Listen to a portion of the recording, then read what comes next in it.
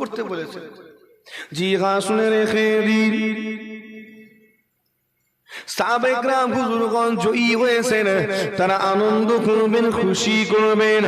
অবশ্যই যারা জয়ী হয় তাদের আনন্দ করার অধিকার রয়েছে, কিন্তু রমজান শরীফ মাস প্রত্যেকে অভুক্ত অবস্থায় রয়েছেন, পানাহার থেকে বিরত রয়েছেন। এমন অবস্থায় কিভাবে তারা আনন্দ করবেন? জি আল্লাহ পাক রব্বুল আলামিন তারা হাবিবকে জানাতে লেগেছেন, আমার হাবিব শুনুন, সেই দিনে জিহাদের ময়দানে আপনার যে সকল সঙ্গী সাথীরা অংশগ্রহণ করেছিল, আমি আল্লাহ পাক তাদের উপরে খুশি হয়ে গিয়েছি। আমি আল্লাহ পাক তাদেরকে দুনিয়ায় জীবিত অবস্থায় জান্নাতি ঘোষণা দিলাম। ও জওয়ানেরা, শুধু তাই নয়, আল্লাহ পাক তার হাবিবকে জানাতে লেগেছেন তারা এই দিনে বিজয় অর্জন করেছে, আমি আল্লাহ তাদেরকে জয়ী করেছি। তারা আনন্দ করবে, খুশি করবে, অবশ্যই তাদের অধিকার রয়েছে। তবে তারা এখন কিভাবে আনন্দ করবে? আমার হাবিব আপনি জানিয়ে দিলে, আর কয়েকটা দিন তাদেরকে ধৈর্য ধারণ করতে বলুন, আর কয়েকটা দিন সবর ইখতিয়ার করতে বলুন। কয়েকটা দিন পরে রমজান শরীফের শেষে আমি আল্লাহ পাক তাদের জন্য আনন্দের একটা দিন নির্ধারণ করে দিয়েছি।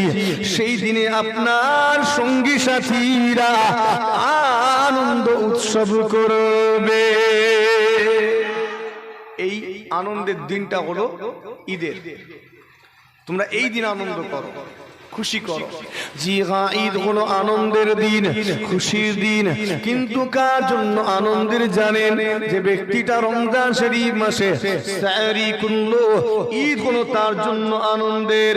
যে ব্যক্তিটা রোজা রাখলো, ঈদ তার জন্য আনন্দের। যে ব্যক্তিটা ইফতারি করলো, ঈদ তার জন্য আনন্দের দিন। ঈদ আনন্দের দিন কার জন্য? যে ব্যক্তিটা তারাবির নামাজে অংশগ্রহণ করলো, ঈদ তার জন্য আনন্দের দিন। জি হ্যাঁ, ঈদ আনন্দের কার জন্য? যে ব্যক্তিটা রমজান শরীফ মাসে বেশি বেশি করে কোরআন শরীফ তিলাওয়াত করে নিল, ঈদ হলো তার জন্য আনন্দের দিন। ঈদ খুশির দিন কার জন্য? যে ব্যক্তিটা এই রমজান শরীফে লাইলাতুল কদরের রাত্রিতে জাগরণ করলো, ঈদ আনন্দের কার জন্য? যে ব্যক্তিটা ইতিকাফের মাধ্যমে রব্বুল আলামিন আল্লাহ পাকের নৈকট্য হাসিল করে নিল, ঈদ হলো তার জন্য আনন্দের।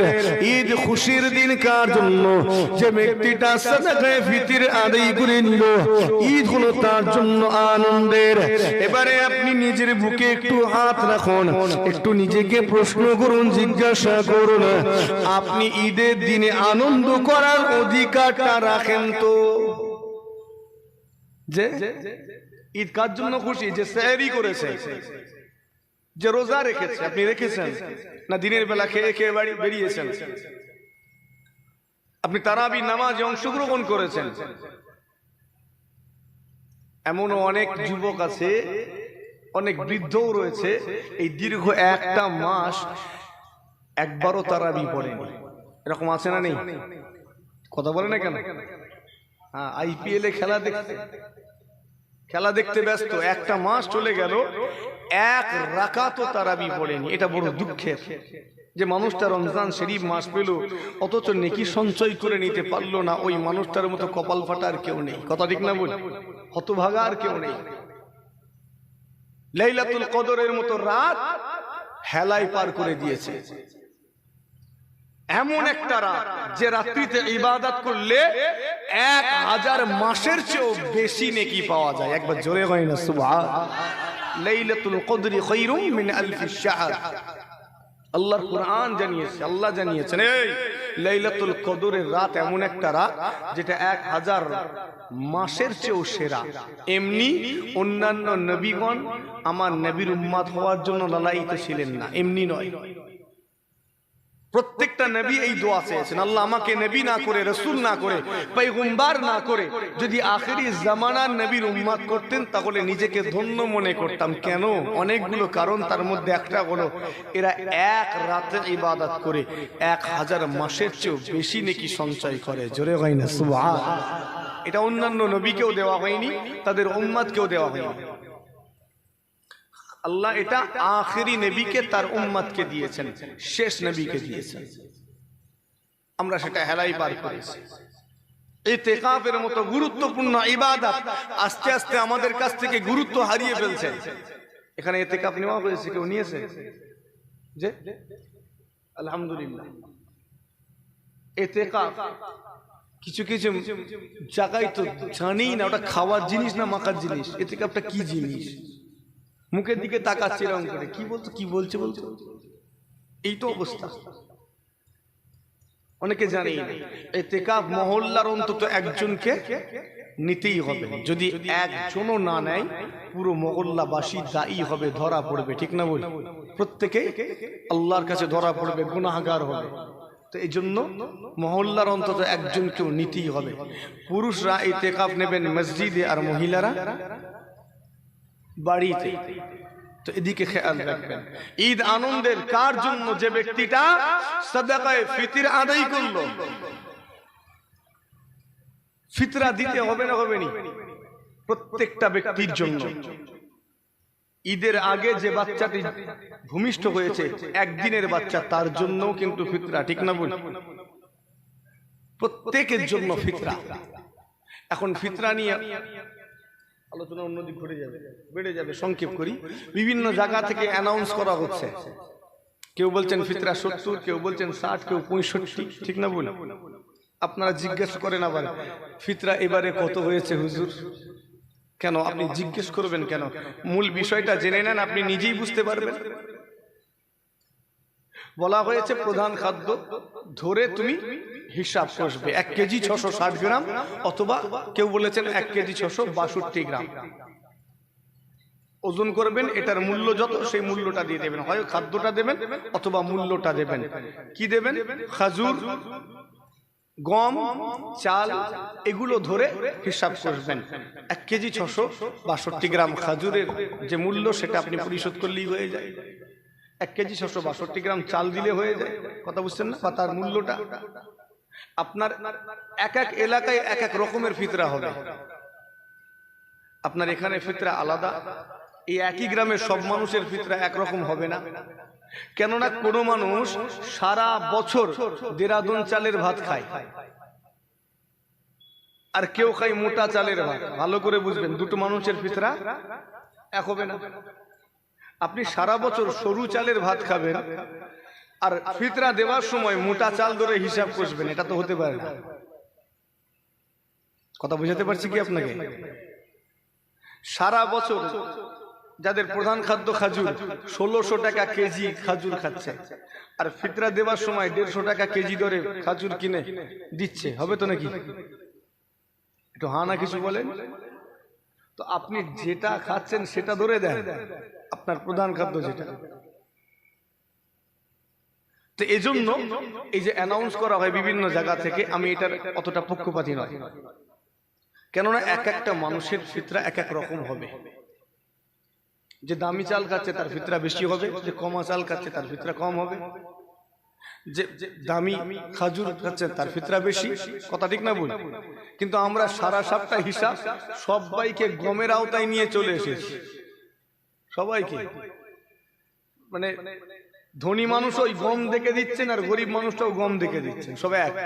ফিতরা প্রত্যেককে, গরিব ধনী সকলের জন্য আদায় করতেই হবে। আপনাকে এটা খেয়াল রাখতে হবে। সংক্ষেপে সূত্রটা বলে দিলাম, এবারে আশা করি আপনি হিসাব আগামী বছর বের করতে পারবেন। দিতে হবে কখন? ঈদগাহের ময়দানে যাওয়ার পূর্বে। ফিতরা ঈদের ময়দানে যাওয়ার পূর্বে আদায় করুন। এই জন্যই ঈদটার নাম হলো ঈদুল ফিতর। ঈদের নাম কি? ঈদুল ফিতর। তো আপনাকে ফিতরা আদায় করতে হবে। যে ব্যক্তিটা এই ফিতরা আদায় করলো, ঈদুল ফিতর হলো তার জন্য আনন্দের দিন। একবার জোরে হয় না সুবহানাল্লাহ। তো আদায় করুন। কিভাবে? অনেক আমাদের সমাজে অনেক গরিব মানুষ আছে, তারা ফিতরাটা কিভাবে দেবে? তারা কিভাবে দেবে? গরিব। তো এখানে ফকি হুজুর কিবলাগণ সুন্দর একটা সমাধান দিয়েছেন। একজন গরিব ব্যক্তি, দুই ভাই, ধরেন দুইজনেই গরিব, সে তার ফিতরাটা জোগাড় করলো। প্রথম জন তার ফিতরা জোগাড় করলো, ধরুন 70 টাকাই ধরুন, জোগাড় করেছে কোন রকমে কষ্ট করে। এখন এই টাকার মালিক সে বলছে আমি আমার ফিতরাটা দেবো। তার ভাই গরিব মানুষ, তাকে গিয়ে বলছে ভাই আমার তরফ থেকে ফিতরাটা তোমাকে আমি দিয়ে দিলাম, আদায় হবে না হবে নি? আদায় হয়ে গেল। তো এখন তার ভাইকে টাকাটা দিয়ে দিয়েছে, ফিতরা আদায় হয়ে গেছে। এখন এই টাকার মালিকটাকে যে তার ভাই, এখন সে আর মালিক নয়। এখন তার ভাই ইচ্ছা করলে টাকাটা রাখতে পারে, পুড়িয়ে ফেলতে পারে, ফেলে দিতে পারে, দানও করে দিতে পারে, কেননা এর মালিক সে। ইসলামে এই বিষয়টা একটু বুঝে নিতে হবে। আমি যখন আপনাকে কোনো কিছু বললাম, যে ধরেন কেউ বললো যে আমি সাইকেলটা তোকে দিয়ে দিলাম, বাস সাইকেলটা তারই হয়ে গেল, সাইকেলের মালিক আর আমি নয়। হাসতে হাসতে যদি বলে, তথাপিও মাসলা হলো মালিকানা পাল্টে যাবে। হাসতে হাসতে তিনটে জিনিস যদি কেউ করে, এটা হয়ে যায়। কি কি? একটা হলো বিবাহ, শাদী, দ্বিতীয় হলো তালাক, আর তৃতীয় হলো এই মালিকানা। এখন 10 টাকা নিয়ে বলছে ধর আমি 10 টাকা তোকে দিয়ে দিলাম, টাকার মালিকটা এখন কে? একটু কথা বলেন। যাকে দিলাম সে, এখন আমি আর নয়, আমার কোনো কাজ চলবে না। একটু চিন্তা করবেন তো, আমরা হাসতে হাসতে আর কি করতে করতে এইরকম বলিনি, বাড়িটা তোকে দিয়ে দিলাম, এরকম হাসতে হাসতে বলি না? একটু চিন্তা করবেন তো মাসলা কোথায় যাচ্ছে। তো যাই হোক, আপনার মুখের কথাটাই দলিল।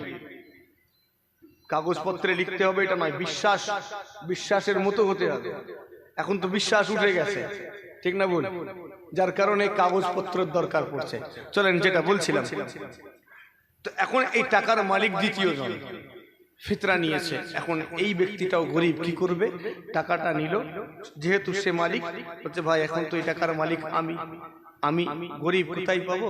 আমার তরফ থেকেও ফিতরাটা তোমায় আদায় করলাম। যার টাকা তার কাছেই ঘুরে চলে গেল, মাঝখান থেকে দুইজনারই ফিতরা আদায় হয়ে গেল। জোরে হয় না সুবহানাল্লাহ? তো কত সুন্দর সমাধান দিয়েছেন। আমরা এগুলো একটু খেয়াল করলেই হয়। জি হ্যাঁ, শুনে রেখে দিন, ঈদ কোনো আনন্দের দিন, খুশির দিন। আপনি এই দিনে খুশি করবেন। খুশি থাকার জন্য যে ব্যক্তিটা রমজান শরীফে আমাল করে, ইবাদত বন্দেগী করে আমার আল্লাহ পাকের সন্তুষ্টি অর্জন করে নিতে পেরেছে, ওই ব্যক্তিটার জন্য কোনো ঈদ আনন্দের। কিন্তু নিজের বুকে হাত রাখুন, একটু চিন্তা করুন তো, আপনি আল্লাহকে রাজি করতে পেরেছেন কি? আল্লাহকে খুশি করতে পেরেছেন কি?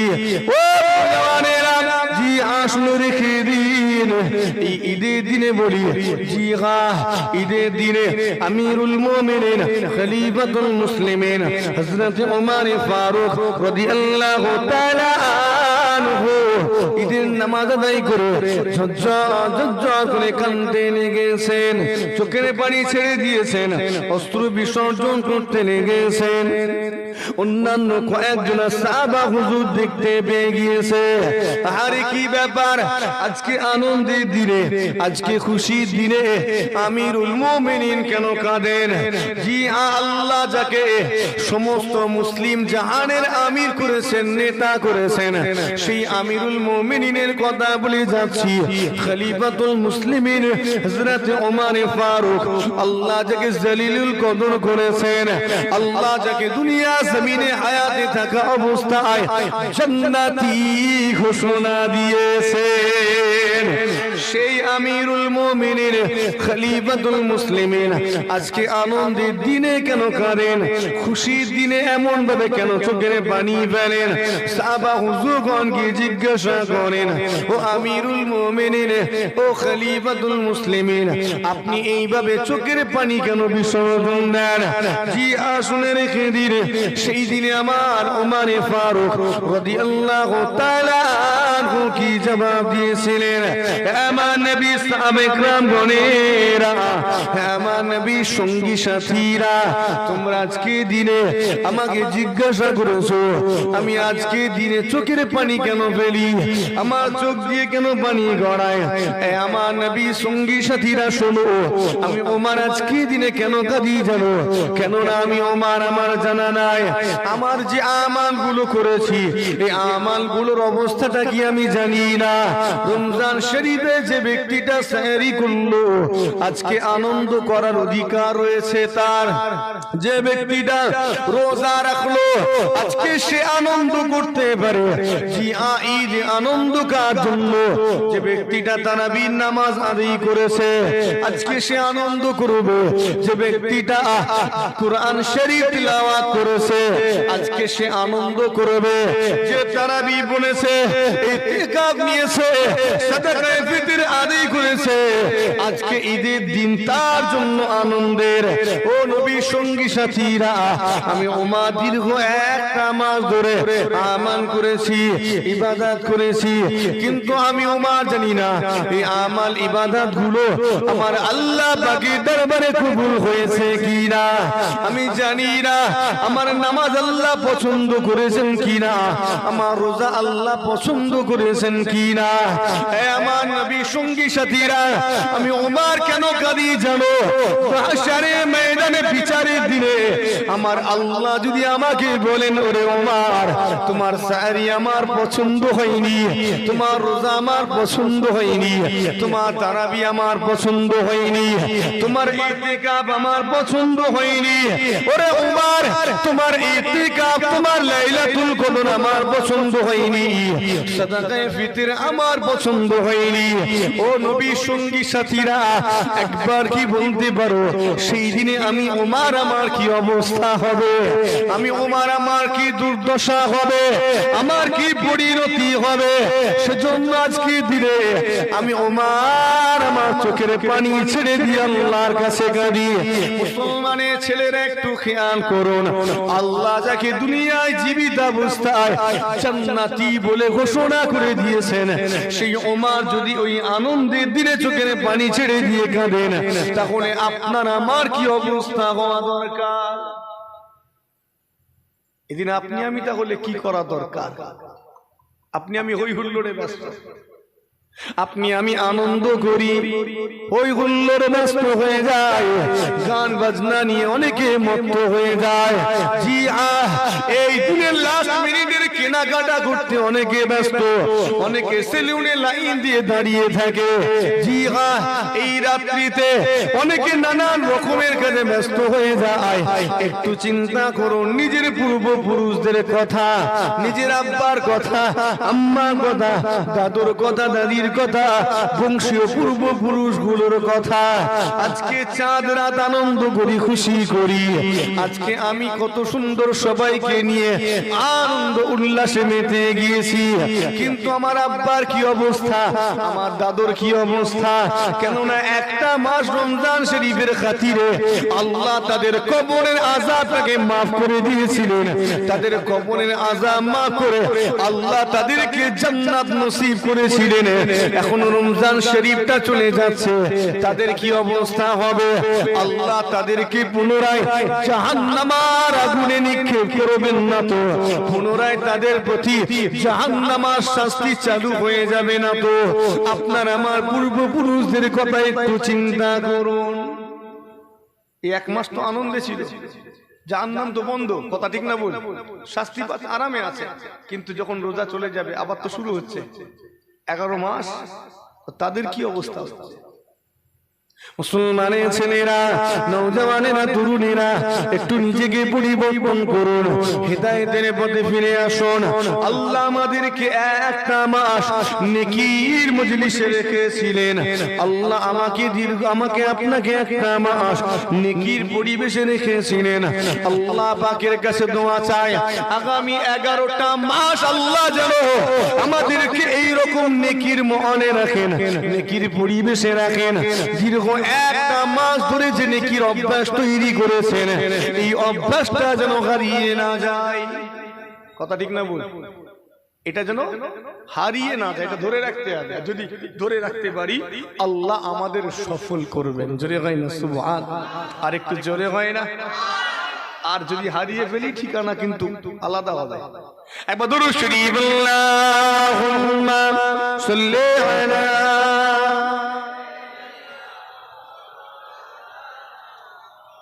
وعلى آل سيدنا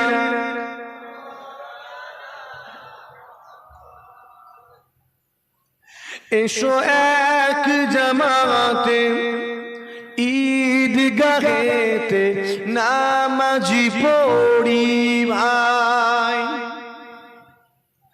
এসো এক জামাতে ঈদগাহেতে নামাজি পড়ি ভাই, যেন সব মিলে পরকালে নাজাত পেয়ে যায়। আল্লাহুম্মা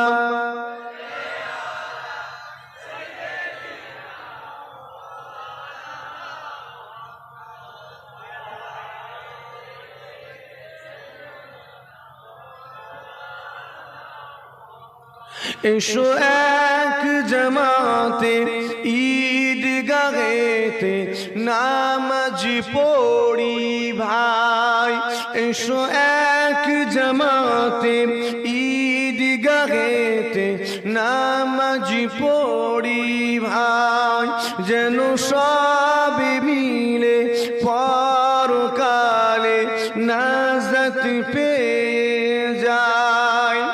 যুগে যুগে খোদার পথে জীবন দিলেন যাহারা, যুগে যুগে খোদার পথে জীবন দিলেন যাহারা, শাহাদাতের সুধা পিয়ে ধন্য হলেন তাহারা। এসো এক জামাতে ঈদগাহেতে নামাজি পড়ি ভাই, যেন সব মিলে পরকালে নাজাত পেয়ে যায়। আল্লাহুম্মা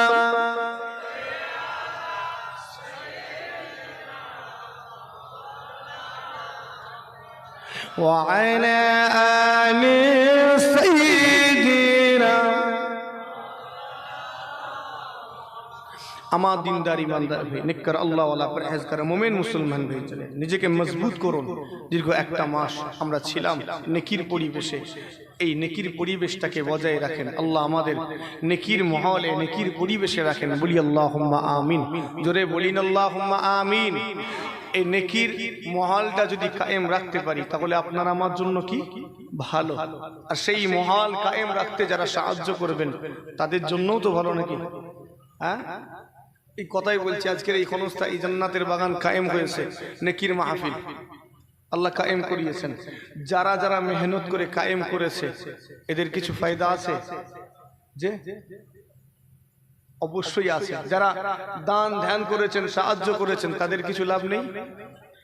মানুষ একটা টাকা বেকার খরচ করে না। যারা হেঁটে হেঁটে এসেছেন তাদেরও তো লাভ আছে, আছে না নেই? নেকির পরিবেশে জান্নাতের বাগান কায়েম হয়েছে। যারা হেঁটে হেঁটে এসেছি প্রত্যেক কদমের ওসিলায় 10টা করে নেকি পেয়েছি, 10টা করে গুনাহ মাফ হয়েছে, 10টা করে সম্মানকে আল্লাহ বাড়িয়েছেন। জোরে হয় না সুবহানাল্লাহ? এটা শুধু আসার জন্য, এটা আসার জন্য। এবার এসে বসেছি, আলাদা ফায়দা আছে। এখানে বসে বসে তেলাওয়াত করেছি, ফায়দা আলাদা রয়েছে। যারা দান করেছে, সাহায্য করেছি, আমরা 1 টাকা দান করলে ক টাকার সওয়াব? মান জাআ বিল হাসানাতি ফালাহু আশরু আমসালিহা। আল্লাহর কোরআন, যারা একটা নেকির কাজ করবে আমি আল্লাহ সেটাকে 10 গুণ বাড়িয়ে দেব। জোরে হয় না সুবহানাল্লাহ? আর একটু জোরে হয় না সুবহানাল্লাহ? জি হ্যাঁ, মানুষটা আজকের মাহফিলে দান করেছে, কিংবা মসজিদে দান করেছে, মাদ্রাসায় দান করেছে, ও এমনি এমনি দেয়নি, এমনি দেয়নি। যদি এখানে চায়ের দোকান থাকে, যদি গিয়ে বলেন আমাকে 5টা চা খাওয়াও, তো খাওয়াবে? হ্যাঁ, খাওয়াবে। ও আপনাকে 5টা চা খাওয়ালে ধরেন 5 টাকা করেই ধরে, কম করে 25 টাকা। 25 টাকা চাই গিয়ে যান, দেবেন। কিন্তু ওই মানুষটাই দেখা যাচ্ছে আজকের এই মাহফিলে দান করেছে 500 টাকা। তো এমনি এমনি দিয়েছে নাকি? ও খেপা হয়ে গেছে? না, ও জানে আমার লাভ আছে, আমার স্বার্থ আছে। আমার ফায়দা কি? আমি দান করব, আমি সওয়াব পাবো, আর আমি সওয়াব পেলে আপনি জান্নাতে যাবেন। জোরে হয় না সুবহানাল্লাহ? এই আমি সওয়াব পেলে আমি যাব না আপনি যাবেন? আপনি পেলে আপনি যাবেন, আমি পেলে আমি যাব। তো ও জানে আমি দান করলে আমি সওয়াব পাবো, আমি সওয়াব পেলে আমি জান্নাতে যাব। একবার জোরে হয় না সুবহানাল্লাহ? এই জন্য দান করে, এই জন্য সাহায্য করে। আর আল্লাহ এটা আমাদের তৌফিক দেন। বলি আল্লাহুম্মা আমিন। জোরে বলি না আল্লাহুম্মা আমিন। আপনার আমার পীর আলা হযরত ছোট হুজুর পীর কেবলা রাহমাতুল্লাহ আলাইহি বাংলার জমিনে এরকম হাজার হাজার নেকির বাগান করেছেন। কথা ঠিক না ভুল? এরকম মসজিদ করেছেন, মাদ্রাসা করেছেন, জলসা মাহফিল করেছেন, খানকা নির্মাণ করেছেন, জিকরে মাহফিল করেছেন। ফায়দা আছে বলেই করেছেন, এমনি করেননি। দুনিয়ার ফায়দা নয়, আখিরাতের ফায়দা। একবার জোরে হয় না সুবহানাল্লাহ? আর ঈমানদার দুনিয়ার ফায়দাকে বেশি গুরুত্ব দেয় না, আখিরাতের ফায়দাটাকেই বেশি গুরুত্ব দেয়। আর যারা চালাক হবে তারা আসল জায়গার ফায়দাটাই দেখবে নাকি? বোকা মানুষ, নির্বোধ মানুষ দুনিয়া নিয়ে পেরেশান থাকবে, দুনিয়া গুছোতে ব্যস্ত। আর চালাক যারা হবে তারা নিজের আখিরাত গুছোতে ব্যস্ত থাকবে, কেননা ওটা চিরস্থায়ী আর এটা ক্ষণস্থায়ী। কথা ঠিক না বল? 60 বছরের জিন্দেগি, হাইয়েস্ট 100 বছর। এখন যা অবস্থা, গড় আয়ু তো মনে হয় 50-60 হয়েছে, তো খুব আমি ধরে নিলাম 100 বছর হাইয়েস্ট, এই তো অবস্থা। তো আপনি আপনার আসল জায়গাটা ঠিক রাখুন। আপনারা মা বীর আলা হযরত ছোট হুজুর পীর কেবলা রাহমাতুল্লাহ আলাইহি ঈদের দিনে সকালবেলা গোসল করে নিয়ে সকলকে নিয়ে হুজুর আমার চলে যেতেন ঈদগাহ ময়দানে। অসুবিধা হচ্ছে না তো? ঈদগাহ ময়দানে চলে যেতেন, কেননা ঈদের নামাজ ঈদগাহের ময়দানে আদায় করবেন। জি হ্যাঁ, শুনে রেখে দিন, ফুরফুরা শরীফ থেকে 1.5 কিলোমিটার পশ্চিমে জায়গাটির নাম হলো ধনকোটা। সেখানে হুজুর কিবলা ঈদগাহ বানিয়েছেন। ঈদগাহ ময়দানে যাবেন, হেঁটে হেঁটে যাবার সময় অন্যান্য সঙ্গী সাথীদেরকে সঙ্গে করে নিয়ে হুজুর আমার যেতেন। আর হুজুর আমার এই তাসবিহ পড়তেন, আল্লাহু আকবার, আল্লাহু আকবার, লা ইলাহা ইল্লাল্লাহ, আল্লাহু আকবার, আল্লাহু আকবার, ওয়া লিল্লাহিল হামদ। এটা ঈদুল ফিতরে মনে মনে পড়তে হয়, আর ঈদুল আজহাতে উচ্চ আওয়াজে, তাই তো নাকি? আমরা পড়েছি তো, পড়া হয়, অনেকে জানি না। পড়লে ভালো, না পড়লে মনে হয় আরো ভালো নাকি? তো ঈদের দিন, ঈদুল ফিতরের দিন মনে মনে, আর ঈদুল আজহার দিনে উচ্চ আওয়াজ। এখানে আরো বিষয় আছে। ঈদুল ফিতরের নামাজের আগে কিছু খেতে হয়, মিষ্টি জাতীয় কিছু খাবার খেতে হয়, আর ঈদুল আজহাতে ব্যতিক্রম। কেন ঈদুল ফিতরে খাওয়ার বিষয়টা এসেছে আর ঈদুল আজহাতে কেন খাওয়া যাবে না? যাবে না নয়, মানে নিষেধ করা হয়েছে। কেউ কেন? কেননা ঈদুল ফিতরে পালন করা হচ্ছে দীর্ঘ 1 মাস অভুক্ত অবস্থায় কাটানোর পরে, তাই এদিন একটু খেয়ে আনন্দ করো। আর তারপরে 2.5টা মাস ধরে খাওয়া দাওয়া চলছে, অতঃপর ঈদুল আজহা, তাই সেদিন একটু ব্যতিক্রম করো, পশু কুরবানি দাও, সেখানে তারপরে খাওয়া দাওয়া করো।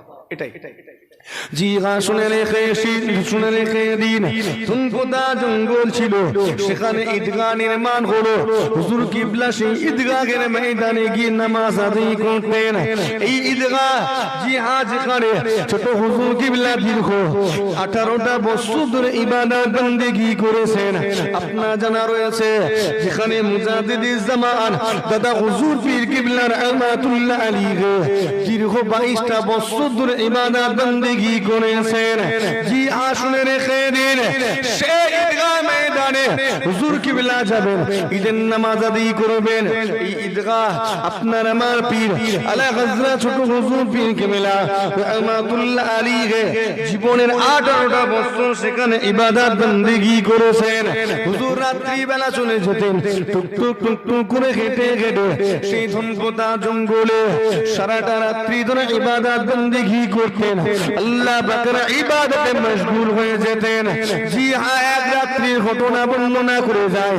হুজুর কিবলা বাড়ি থেকে বের হবেন, টুকটুক করে হেঁটে হেঁটে যাবেন। বাড়ির সম্মুখে রয়েছে মসজিদ, জি হ্যাঁ মাদ্রাসা রয়েছে। হুজুর কিবলার মাদ্রাসায় বিভিন্ন জায়গার ছাত্ররা পড়াশোনা করে, হাফেজ কোরআন হয়, কোরআন শরীফের হিফজ করে থাকেন। জি হ্যাঁ, যারা হিফজ করেন কোরআন শরীফের, তারা রাত্রিতে জেগে জেগে জেগে জেগে আল্লাহ পাকের 30 পারা কোরআন শরীফটাকে হিফজ করেন, নিজের সিনাতে গেঁথে নেন। কেননা এটা বড় পরিশ্রম, বড় মেহনত। এই হাফেজ হওয়াটা বড় সাধনার বিষয়। তাদেরকে রাত্রি জেগে জেগে কোরআন শরীফ তিলাওয়াত করতে হয়, মুখস্থ করতে হয়, ইয়াদ করতে হয়। ছেলেটা মসজিদে রাত্রি বেলা কোরআন শরীফের হিফজ করতে লেগেছেন। হঠাৎ করে তার কানে একটা আওয়াজ ভেসে আসে, সাল্লাল্লাহু আলা মুহাম্মদ সাল্লাল্লাহু আলাইহি ওয়াসাল্লাম, সাল্লাল্লাহু আলা মুহাম্মদ সাল্লাল্লাহু আলাইহি ওয়াসাল্লাম। এটা হলো একটা সংক্ষেপিত দরুদ শরীফ। আর এই দরুদ শরীফটা আপনার আমার পীর মুর্শিদ হুজুর কিবলা বড় পছন্দ করতেন। তিনি বারবার করে এই সংক্ষেপিত দরুদ শরীফটা ঘুরিয়ে ঘুরিয়ে পাঠ করতেন। জি হ্যাঁ, মাদ্রাসা ছাত্রটি রাত্রি বেলা কোরআন শরীফের ইয়াদ করছেন, মুখস্থ করছেন, কানেতে আওয়াজ ভেসে আসে। কি ব্যাপার, এত গভীর রাত্রিতে এই গুরুগম্ভীর আওয়াজ কোথা থেকে আসে? এত সুন্দর আওয়াজ কোথা থেকে ভেসে আসে? ছাত্রটি কোরআন শরীফটাকে সালাত দিয়েছেন,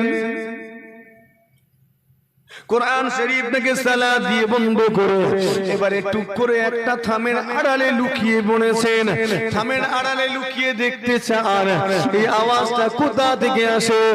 এই সুন্দর আওয়াজ দরুদ শরীফ তিলাওয়াতের আওয়াজ কোথা থেকে আমার কানে আসে? থামের আড়ালে লুকিয়ে লুকিয়ে অপেক্ষা করছেন, চারিদিকে দেখতে লেগেছেন।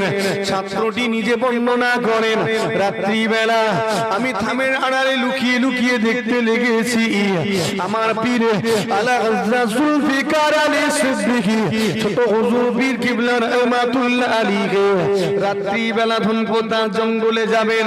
যাওয়ার উদ্দেশ্যে বাড়ি থেকে বাইরে বের হয়েছেন। আর আমার হুজুর কিবলা পাঠ করছেন সাল্লাল্লাহু আলা মুহাম্মদ সাল্লাল্লাহু আলাইহি ওয়াসাল্লাম। আর আমার হুজুর কিবলার সাথে সাথে হুজুর কিবলার আশেপাশে সমস্ত কিছু গাছ গাছের পাতা, আশেপাশের ইট পাথর, বালি বালির কোনা সবকিছু আমার হুজুর কিবলার সাথে সাথে এই দরুদ শরীফটা তিলাওয়াত করতে লেগেছে। শুনে রেখে দিন, যারা আল্লাহর ওলি হন, আল্লাহর প্রিয় পাত্র হয়ে যান, আল্লাহ পাকের প্রিয় ভাজন হয়ে যান, তাদের সোহবতে যা কিছু যায়, তাদের সঙ্গতে যা কিছু যায়, আল্লাহ সবকিছুকে একটা পরিবর্তন করে দেন। সেখান থেকে একটা পজিটিভ ভাইবস আসতে থাকে, সেখান থেকে পজিটিভ এনার্জি আসতে থাকে। জি হ্যাঁ, শুনে রেখে দিন, হুজুর কিবলা কেটে কেটে যাচ্ছেন। ছাত্রটি বর্ণনা করেন হুজুর কিবলার সাথে সাথে আওয়াজটা চলে যাচ্ছে, হুজুর আমার কেটে কেটে যাচ্ছেন সাল্লাল্লাহু আলা মুহাম্মদ সাল্লাল্লাহু আলাইহি ওয়াসাল্লাম। এইভাবে তিলাওয়াত করতে করতে হুজুর আমার চলে গেলেন, আর এই আওয়াজটাও সমস্ত কিছু হুজুরের সঙ্গে তিলাওয়াত করতে করতে চলে গিয়েছে। হুজুর যাচ্ছেন, আওয়াজটাও সঙ্গে সঙ্গে যাচ্ছে। যারা আল্লাহর প্রিয় পাত্র হয়, এই যে আমরা তাদের সোহবত চাই, চাই না চাইনি? কেন? তাদের সোহবতের একটা তাসির পড়ে, একটা আসর আমাদের উপরে পড়ে। আমি এই বিষয়ে বর্ণনা করেছি এক জায়গায়, আজকে উঠতে বলেনি।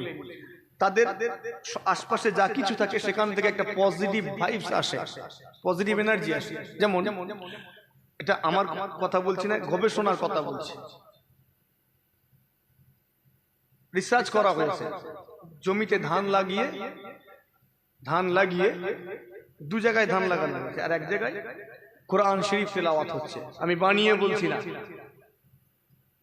আপনি যদি মোবাইলে সার্চ করেন পেয়ে যাবেন। ধান লাগানো হয়েছে এক জায়গায়, সেখানে কোরআন শরীফ তেলাওয়াত করা হচ্ছে, আর এক জায়গায় সেখানে কিছু তেলাওয়াত করা হচ্ছে না। কিছুদিন পরে দেখা যাচ্ছে যেখানে কোরআন শরীফ তেলাওয়াত করা হয়েছে সে জায়গায় গাছগুলোর গ্রোথ ভালো এবং পরে তার ফলনও ভালো ছিল। এবার জোরে হয় না সুবহানাল্লাহ। পক্ষান্তরে অন্য জায়গায় যেখানে তেলাওয়াত করা হয়নি সেখানে স্বাভাবিক হয়েছে, এতটা সুন্দর গ্রোথ হয়নি। আর একটু আমরা পানি যখন পান করি বিসমিল্লাহির রহমানির রহিম, এতটুকু পাঠ করি না করিনি? কমসে কম এতটুকু তো পাঠ করি। এর পেছনে অনেক হিকমত আছে। দুটো গ্লাসে পানি নেওয়া হলো, নিয়ে একটা পানিতে গালিগালাজ করা হলো, খারাপ কথা বলা হলো, বাজে বাজে কথা বলা হলো। আর একটা পানি নেওয়া হলো, সেখানে ভালো কথা শোনানো হলো, কিছু পজিটিভ কথা, ভালো কথা শোনানো হলো। দুটো পানিকে আলাদা জায়গায় রেখে দেওয়া হলো। কিছুক্ষণ পরে দুটো গ্লাস থেকে পানি নিয়ে পরীক্ষা করা হচ্ছে। ভালো করে বুঝবেন, যেখানে গালিগালাজ করা হয়েছে, যে পানিটাতে খারাপ কথা শোনানো হয়েছে, ওই পানি নিয়ে পরীক্ষা করে দেখা যাচ্ছে তাতে অনেক অস্বাস্থ্যকর ব্যাকটেরিয়া তৈরি হয়েছে, ক্ষতিকর ব্যাকটেরিয়ার জন্ম হয়েছে।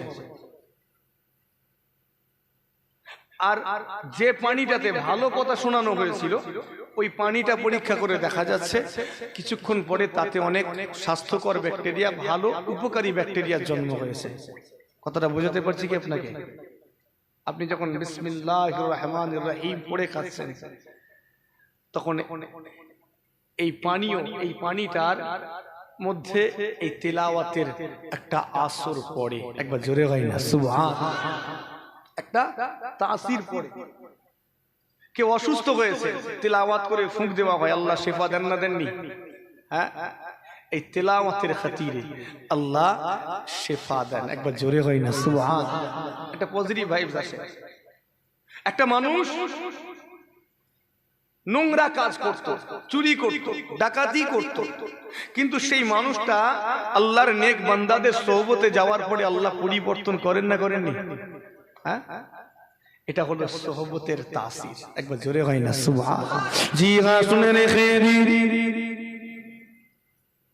শুধুমাত্র মানুষকে পরিবর্তন করা হয়েছে তা নয়, মানুষ পরিবর্তন হয় তা নয়, বরং তাদের সোহবতে যা কিছু যায় আল্লাহ সব কিছুকেই পরিবর্তন করেন।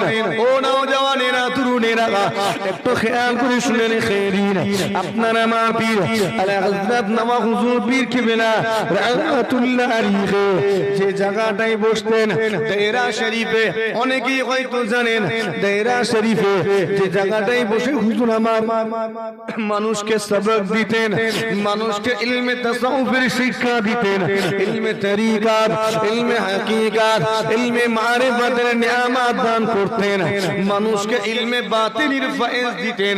সেই জায়গাটা পরবর্তীকালে যখন সংস্কারের প্রয়োজন হলো, জি হ্যাঁ, সে জায়গাটা সুন্দর করে সাজানোর ইচ্ছা হলো।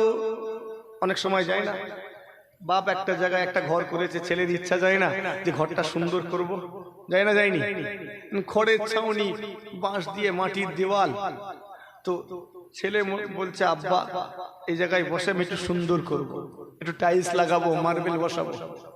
কার কথা বলছি মনে আছে? নওয়া হুজুর কিবলা রহমাতুল্লাহ আলাইহির কথা বলছি। দায়রা শরীফে বসতেন যেখানে, তো ওটা সংস্কার করবে, একটু পাকাপুক্ত করবে। পীরাল্লামা বাকিবিল্লাহ সিদ্দিক রহমাতুল্লাহ আলাইহি তো সংস্কার করবে। মিস্ত্রি আনা হলো, ভাঙা হলো, পুরনো বিল্ডিং মানে মাটির ঘরটা ভাঙা হচ্ছে, দায়রা শরীফটা ভাঙতে ভাঙতে হঠাৎ করে একটা সুগন্ধি বের হতে লেগেছে, এটা খুশবু। এগুলো শোনা আছে না? আপনার শোনা নেই? ফুরফুরা শরীফ তো একেবারে নিকটে, মুরব্বীগুলোকে জিজ্ঞেস করবেন, একটু পেয়ে যাবেন, আশা করি পাবেন। সুগন্ধি বের হতে লেগেছে। কি ব্যাপারে? সুগন্ধি কোথা থেকে আসে? এত সুন্দর খুশবু কোথা থেকে আসে? আশেপাশে একেবারে সমস্ত দিক খুশবুতে মাতোয়ারা হয়ে যাচ্ছে, মানুষ পেরেশান হয়ে যাচ্ছে, মিস্ত্রিগুলো পেরেশান। এই খুশবুটা আসছে কোথা থেকে? জি হ্যাঁ, শুনে রেখে দিন, বেশি দূরে কথা বলছি না, একেবারে নিকটে ফুরফুরা শরীফে জমিনে ঘটে যাওয়া ঘটনাটি বলছি। আপনারা একেবারে কাছের মানুষ, একটু যদি খোঁজ খবর নেন আপনারাও জানতে পারবেন। আমি এগুলো কেন বলছি?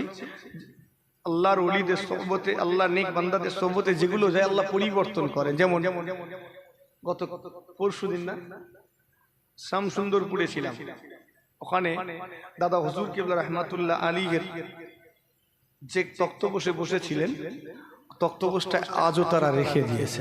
একবার জোরে হয় না সুবহানাল্লাহ। নিজে চোখে দেখলাম সেটা।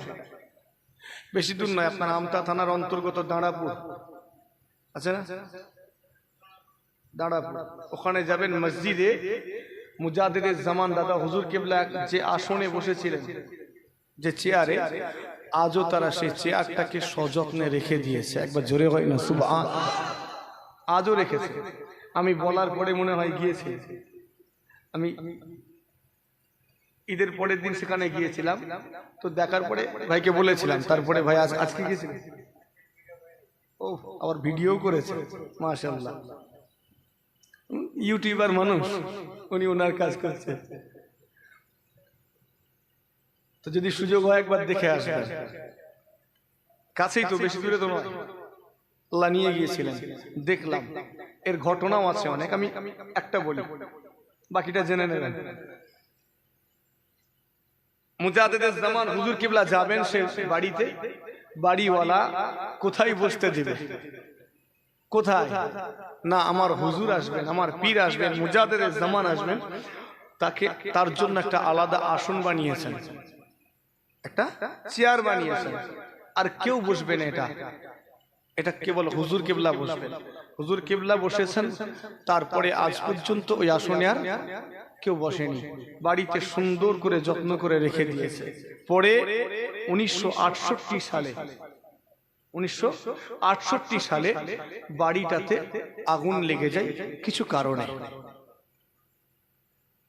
পুরো বাড়ি সবকিছু পুড়ে তছনছ হয়ে গিয়েছে, পুড়ে ছাই হয়ে গিয়েছে। বাড়িটাতে যা কিছু ছিল সব নষ্ট। হুজুর কেবল দুটো জিনিস বাকি ছিল, অক্ষত ছিল। একটা আল্লাহ পাকের কোরআন শরীফ, দুটো ছিল, দুইটা কোরআন শরীফ ছিল, আর একটা এই দাদা হুজুর কিবলা যে আসনে বসেছিলেন চেয়ার, এই দুটো জিনিসকে আল্লাহ অক্ষত রেখেছিলেন। একবার জোরে হয় না সুবহানাল্লাহ। সব কিছু পুড়ে ছাই। এটা আমার, আমি যদি বলি হয়তো অনেক কিছু ভাববেন, কাছেই তো, বেশি দূরে নয়। একবার গিয়ে গ্রামের মানুষকে জিজ্ঞেস করবেন, অনেক বয়স্ক মানুষও আছে, যদিও তারা দাদা হুজুর কিবলাকে দেখেননি, কিন্তু তাদের মুরব্বীদের কাছ থেকে শুনেছেন। এবং ওই যখন আগুন লেগে যায় এই ঘটনাটাও অনেকে দেখেছেন, যেহেতু 1968 সালের ঘটনা, অনেকে হায়াতে আছে, গিয়ে জিজ্ঞেস করবে, মিলে যাবে। সব কিছু পুড়ে গিয়েছে, দুটো জিনিস অক্ষত। একটা আল্লাহ পাকের কোরআন শরীফ, দুটো ছিল বাড়িটাতে, এই দুটো কোরআন শরীফ অক্ষত। আর দাদা হুজুর কিবলা যে আসনে বসেছিলেন, ওটা কিসের তৈরি? কাঁচা কাঠ না শুকনো কাঠ? তো আগুন লেগে যাওয়ার সম্ভাবনা বেশি তো নাকি? হ্যাঁ, তা সত্ত্বেও লাগেনি। মুজাদ্দিদে জামান হুজুর কিবলা সোহবতে যাওয়ার কারণে তার বসার জায়গা হয়েছিল বলে আল্লাহ আগুন থেকে যদি এই শুকনো কাঠটাকে বাঁচাতে পারে, আপনি আমি তো মানুষ, আপনি আমি তো ঈমানদার, আপনার আমার অন্তরে তো ঈমান রয়েছে, কালেমা রয়েছে, তার এই মুজাদ্দিদকে ভালোবাসার কারণে আল্লাহ আমাদেরকে জাহান্নামের আগুন থেকে বাঁচাতে পারেন না? যে আমার আল্লাহ জাহান্নামের আগুন থেকেও আমাদের বাঁচাবেন। জোরে হয় না সুবহান। শুকনো কাঠটাকে যদি আল্লাহ বাঁচিয়ে দেন, আপনি আমি তো শুকনো নয়, ঈমান তো আছে। কথা বলে না কেন? ঈমান তো আছে, তা আল্লাহ আমাদেরকে জাহান্নামের আগুন থেকে বাঁচাবেন। এগুলো আমাদের জন্য শিক্ষা, এগুলো আমাদের জন্য আল্লাহর নিদর্শন। একবার জোরে হয় না। আল্লাহ আমাদেরকে এখান থেকে এগুলো রেখে দিয়েছেন যাতে আমরা কিছু শিক্ষা অর্জন করতে পারি। সতর্কতা অবলম্বন করব। নওয়া হুজুর কিবলা, আমি আলোচনা অনেক বেড়ে যাচ্ছে। নওয়া হুজুর কিবলা রহমাতুল্লাহ আলীকে যে জায়গাতে বসতেন, খবর নিয়ে অনেক মিস্ত্রিরা পেরেশান, কোথা থেকে সুগন্ধি বের হচ্ছে। অনেক অনুসন্ধানের পরে দেখা যাচ্ছে যেখানে হুজুর কিবলা বসতেন ঠিক সেই জায়গার মাটি থেকে এই সুগন্ধি বের হতে লেগেছে। জোরে হয় না সুবহান। এবার মানুষ খবর পেলে কি করবে? কাড়াকাড়ি করবে না? শুরু হয়ে গেছে। এই মাটি থেকে সুগন্ধি ধরে নাকে টানছে, খুশবু বের হচ্ছে, ব্যাস শুরু হয়ে গেল সেই মাটি প্যাকেট করা, সেই মাটি বোতলবন্দি করা। নেয় মুঠো করে, মোটরে নিয়ে টাইট দিয়ে চলে যায়। কাজ করার অসুবিধা হয়ে গেল, পেরেশান হয়ে যাচ্ছে মিস্ত্রিরা, কি করে কাজ করব, কাজ দেরি হয়ে যাচ্ছে। আর এরকম ভাবে তো চলতে দেওয়া যেতে পারে না। মানুষের ভিড় আটকানোর জন্য বড় বড় বাঁশের বেড়া দিয়ে আটকানো হলো, চারিদিকে ঘিরে দেওয়া হলো যাতে মানুষের ডিস্টার্ব করতে না পারে। দ্রুত সে কাজ করা হলো। পুনরায় সংস্কারের জন্য যে কাজ চলছিল, মিস্ত্রিদের বলা হলো তোমরা লোক বাড়িয়ে তাড়াতাড়ি কাজ করো, কেননা দেরি করা যাবে না। মানুষ এই মাটি নিয়ে যাবে, শিরক বিদআত চালু করবে। আমাদের সমাজে আমরা হুট করে একটু কিছু পেলেই শিরক বিদআত চালু করে দিই, ঠিক না বল? আল্লাহ মাফ করেন। হুজুর কিবলা না আমাদের শিরক বিদআত শিক্ষা দেননি, তারা আমাদের কাছে আল্লাহর একত্ববাদের কালেমা পৌঁছে দিয়েছেন। একবার জোরে হয় না সুবহান। আমি আলোচনা সমাপ্ত করি, এতটুকু বলি, আল্লাহর ওলি বান্দাদের সোহবত আমাদের জন্য জরুরি। তাদের সোহবত পেয়েছি বলে আজকে আমরা পরিবর্তন হয়েছি, ঠিক না বল? পরিবর্তন হয়েছি। আর তাদের সে সোহবত আল্লাহ আমাদের নসিব করেন। বলি আল্লাহুম্মা আমিন। জোরে বলি আল্লাহুম্মা আমিন। আসেন আল্লাহর হাবিবের দরবারে সালামের নজরানা পেশ করি। নবী সালামু